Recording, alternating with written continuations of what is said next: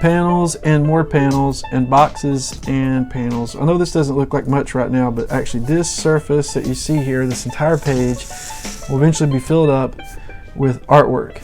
And this is basically where we start whenever we start working on a page. But before I ever make these boxes, I have to have something to work from. And what I work from is a script. So just kind of briefly here, this is a script from Dwight Schueler. This is page 10. I don't want to share a whole lot about it because of course the book's going to be coming out and you're going to be reading it hopefully and checking it out. But just a brief overview, you can see how Dwight has set this up. We have page 10. He tells me 5 panels, and then he goes in and he describes what happens in each panel plus the dialogue in each caption. So I take this and I read it and I think about it real hard, and I create a storyboard. So this is an example of exactly what you would have read here, translated into the actual page. So this is the storyboard for page 10, and from here what happens is I take this storyboard, and this is rough sketches that tells me exactly what's going to happen on this page, and I'll make notes to myself such as shorten this area, shorten these panels, those sort of thing. And I take this and then I create what you see here. Now you notice I have 3 boxes here. I'm sorry, I have one giant box here in the middle. And if you go along with the storyboard, this is actually going to be 3 separate panels. So what I'll do, just real briefly, then I'll start sketching some, is I make sure to have everything lined up correctly. I'll use a ruler that I can see through, which helps me set up these lines. And I'll make these divisions. So I want 3 and then 1 short one over here, going based on my notes from the storyboard. So I'll line up all these, make sure they're kind of all... Uh-oh, 1 second. Okay, I apologize for that. I'm in the office, so we have calls coming in sometimes, and we're back. So I've divided 1 panel. I need 3 here. This is a shorter panel based on my notes, like I said. So I'll line up everything as well as I can, and I'm going to go ahead and divide that. Now, you'll notice that this looks like almost like a quilt pattern. There's no real separate divisions. Now, these panels do have divisions, which is spaces in between them.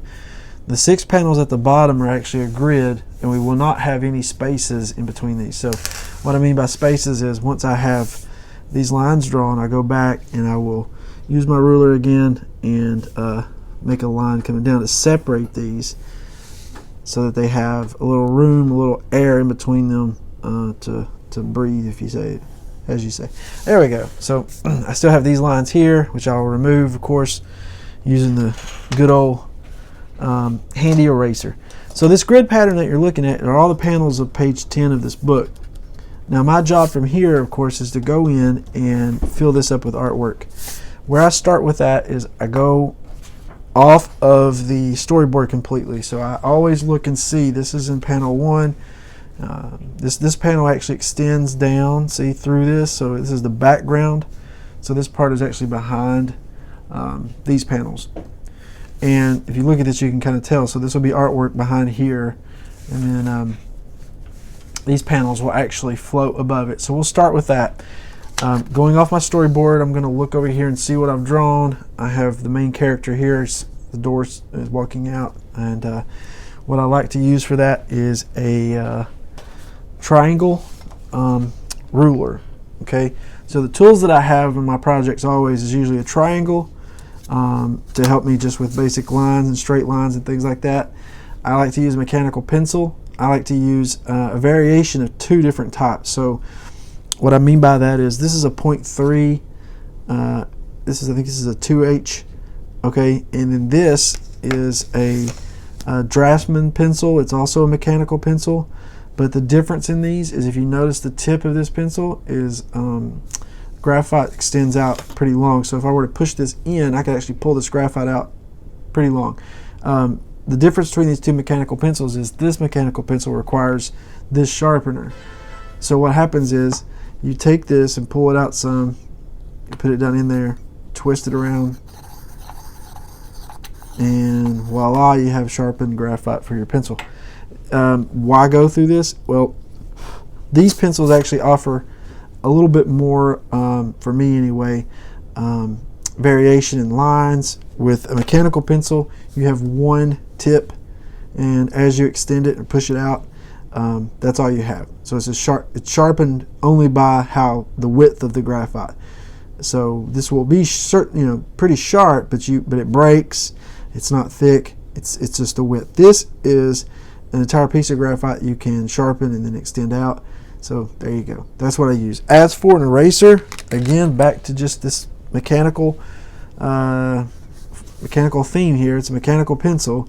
They have different variations in what type of pencil width. And this one actually has a square tip on it. There's also circular, and then there's also blocks, the block erasers.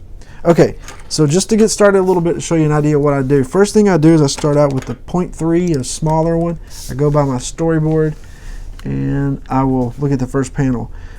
So I sketch out just basic, really basic, almost like a pencil, stick figure, just like that. And once I pencil that out, I kind of know where the character will be in this panel. Then I go straight to my ruler for the door, and I will put that in here like this, so I sort of justify the angle a little bit, and I'll make a few lines representing where the door is. And a couple more here, a little bit thinner, and a thicker one. And I eyeball it a lot, so sometimes it does come up a little crooked. Now there's a window in this door, and all throughout the story I have to remember how tall this character is in comparison to the window. So when I go to actually draw the window, I want to make sure, because in one panel his head can't be looking over it, in the next panel the window's above him. So based on his height though, that I remember from previous panels, I'll put the window in about like that. Okay, it's just one more thing you have to think about as a illustrator or cartoonist. You have to think about these little elements. They pop up everywhere in projects, and you have to be on top of them the best you can. So the colorist will go in now, Gabriel Ellswick, and he'll make these lines straighter, so I don't have to worry too much about the borders. What I do have to worry about is inside. This stuff is my responsibility. So I will freehand a little bit. Of course, there's lines that's going to be going through the window like this. And I also have to remember, in previous panels, where was the doorknob? So if the doorknob is on the right side, and when he enters, I can't put it on the left side in the next panel from the same view.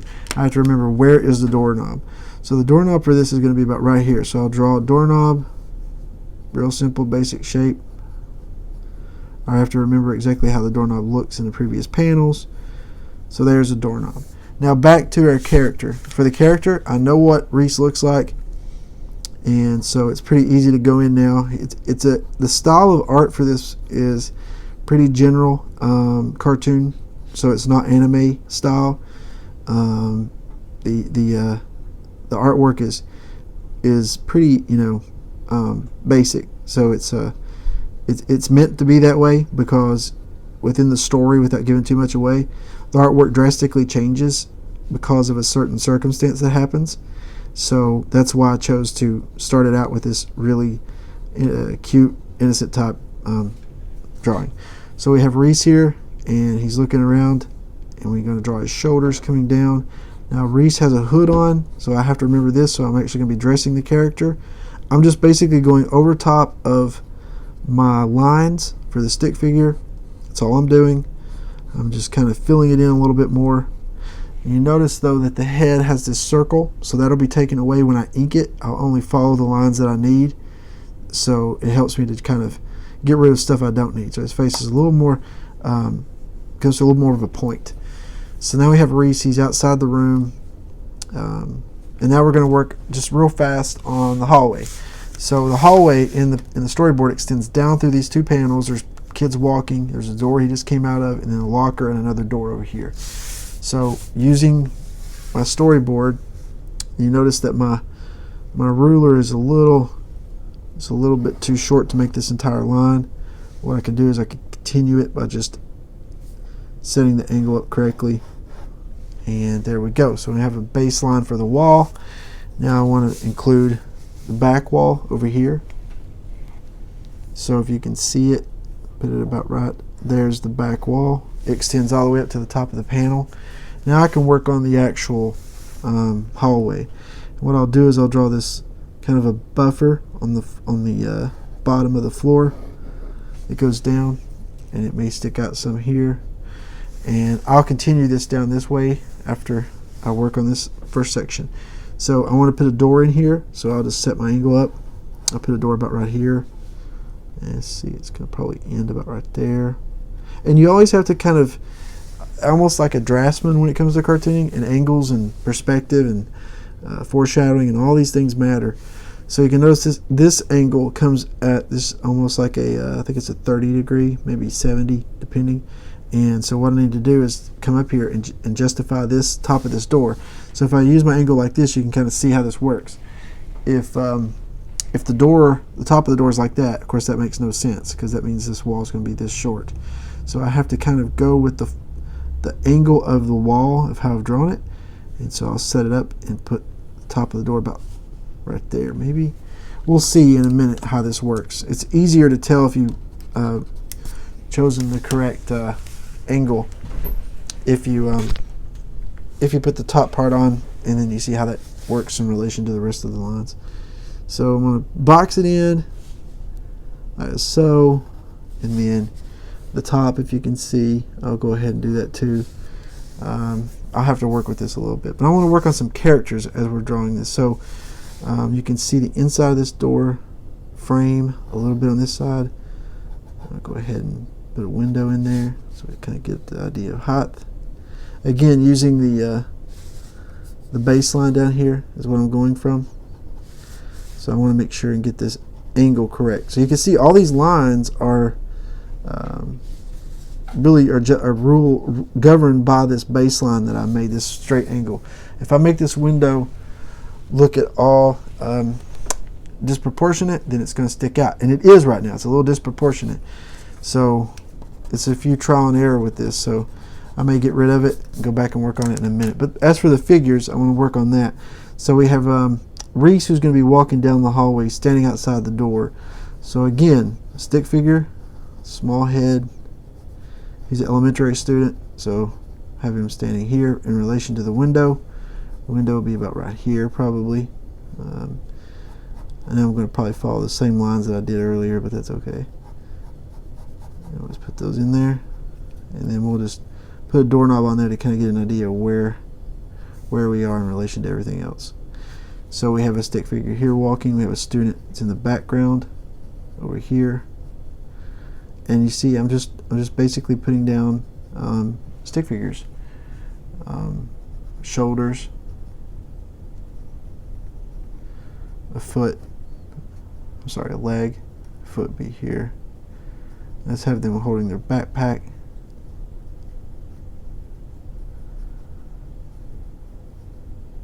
And their legs, of course, coming down. So the basic shape of stick figures. There's also, if you can see, another hall that's going down this way, so we'll put a line there to kind of get an idea of where this is. So there's one student walking. We have two more down here. They're talking and walking together, so we'll draw a couple circles, a line for the base of the spine. Here's the pelvis, shoulders. We'll have them walking and talking together. These are also students, so we'll keep them about right the same height. A couple of lines for the legs. Of course, the legs would extend down here, but we are cut off with this panel. And then beside of this character is another character walking with them. Now you want to make it just slightly different, of course, different body shapes, different. Let's put her dress on her. And of course her legs would extend down like this if we could see it. But we can't see that because this panel is going to be cutting off this area. So all we really see are these stick figures now. 1, section 2, and 3. All of them walking down this hallway. Now we'll add more elements in the hallway. We'll put a door number up here above the door. And then we'll put some lockers going this way and a door here. So we want to put the background, we want to shape the background up so that there's more elements that you see. So the lockers would be going down like this. This is the side of the locker following this angle. So it'd be something like that. Now, back to our characters. What I do after I do this is, notice I've made Reese's head just a little bit too big starting out. I may go back and erase, shape it up a little bit more, just about like that. And then I'll put detail in. Now at this perspective, the characters are very small, so Reese is not carrying anything with him, and we just want to basically get the main look of the character. So I'll put small detail in: ear, chin, neck, there's the eyes, nose, and then his hoodie, and his hands are down to the side, so he's getting ready to walk somewhere, but he's not begun yet. For this character, I have no idea what this character looks like, so I can actually shape this as I'm working. And let's make this one a boy too. So we'll put his hair coming down like this, make him a little bit thicker. It's got his, could make him with a football jersey on or something like that. Carrying his books. He's an athlete, but he studies. Not that athletes don't study, but you know, he does a lot. So there's his books. He's holding them with both hands.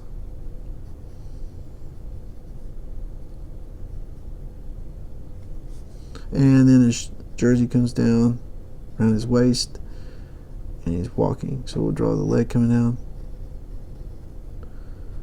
and the other leg back this way.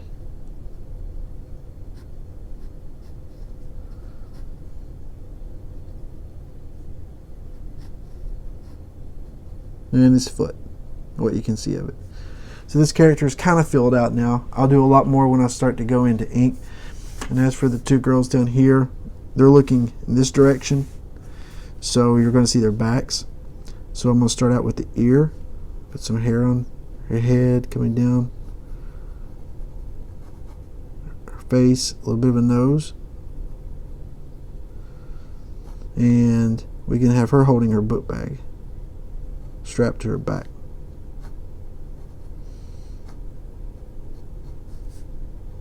And her book bag's here. So really we're starting out with just these basic shapes, stick figures, simple drawings, and then we go back in. I say we, but me.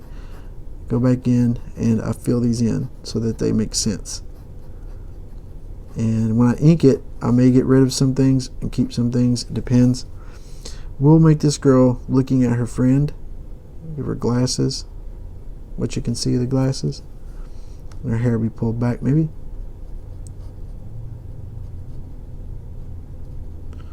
And put it in a ponytail. And then her shoulders. We'll have her just walking. She doesn't really need to have anything in her hands there. Something like that. We'll give her a dress. You really can't see her feet. So there we go. We've filled out these characters in these first two panels.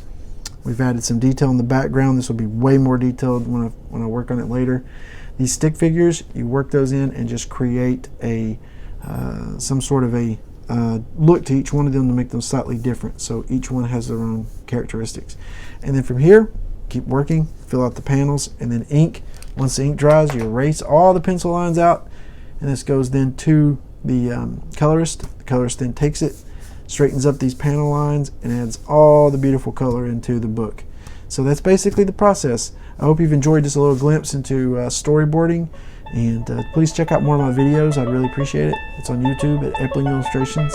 Please subscribe, like my Facebook page, Epling Illustrations, and it would mean a lot. Thanks.